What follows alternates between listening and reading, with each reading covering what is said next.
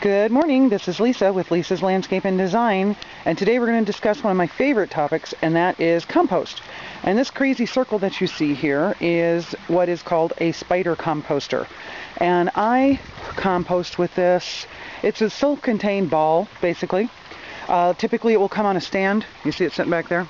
I don't leave it on the stand because I like to move. I am constantly working in my yard and I don't really like anything affixed in the rather, constricted space that sometimes we have to work in.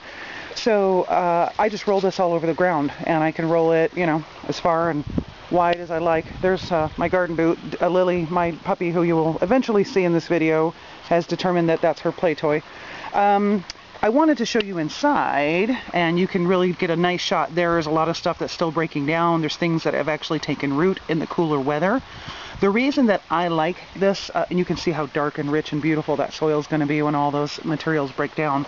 The reason I really like this particular composter, again, is because it is self-contained and it's mobile. So those of you who have an open compost system already or who are thinking about it, you do get visitors. Whether or not that's an issue, perhaps if it's too close to your home might be. Otherwise, who cares? You're getting visitors anyway. Nature is going to find a place. If you're growing food, they're going to come and visit you. You see how beautiful the soil looks right there. The stuff that's already broken down is quite fantastic. And I want to show you some of the materials that go in it. So this is a little box that I keep. I buy my organic when I'm not at the farmer's market and don't have time to stock up efficiently.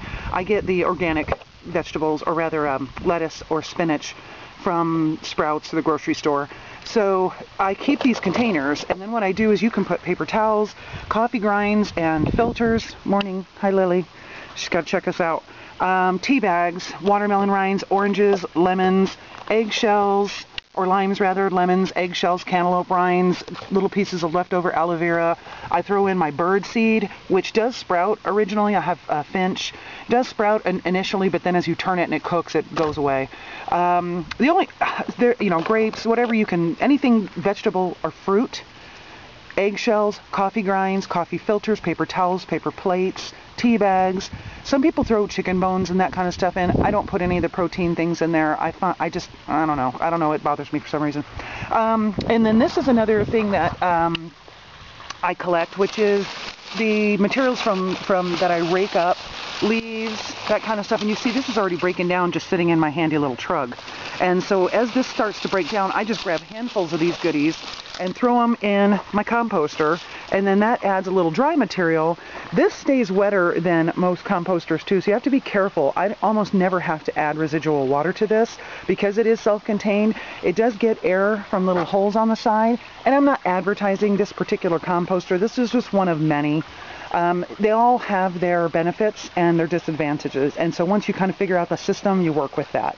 Compost does need to be wet so that it continues to decompose, but there's advantages of having the outside one, of course, because you can stir it better. You know that everything's really getting incorporated. You can take the older material.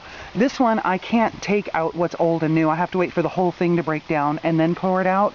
Or sometimes I'll wait now to the winter, pour the whole thing out in my vegetable beds, and just let them decompose naturally. The birds come and eat everything, and the squirrels. I think it's fabulous.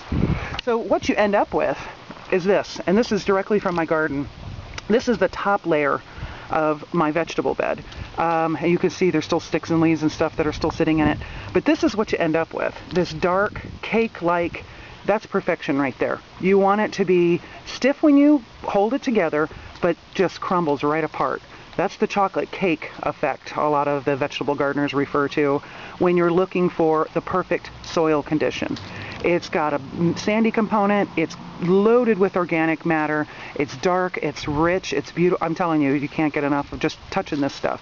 And every time I have someone in my home and I'm talking about compost and I walk over to my vegetable bed and I do this, which, if you know, in Central Texas is impossible anywhere else in your yard because you can't do this. You can barely get in your fingers in the soil. This is pretty impressive. So I could go on and on and on about the benefits of composting. I think it is absolutely the singularly most important component next to your plant selection, because in Central Texas we don't have soil, we have dirt. We have sand, we have rocks, it's very alkaline, it's hard, we have hard pan clay.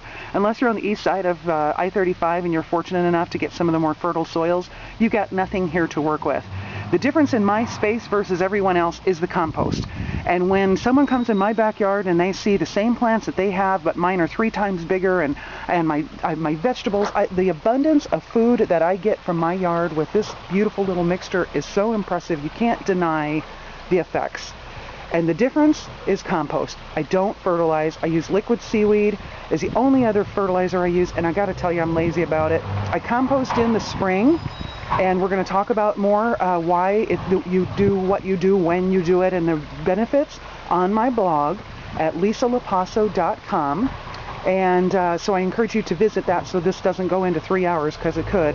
But I just wanted to kind of show you what I do as an example and how really, truly simple this is. It's the easiest thing in the world. Keep this little bucket by your sink. Put all your goodies in there as you collect them. Throw them in your compost bin. Go online on YouTube. There must be 100,000 different varieties of composters and ways to use them. Keep your little scraps at your like the leaves that are falling everywhere, so that you can add to the compost as is needed. Right now I leave my leaves down because it's cold out, and that blanket of organic material protects the roots from my new plants or my existing plants. But in the springtime, when I'm trying to kind of clean things up, this is a great way to do that.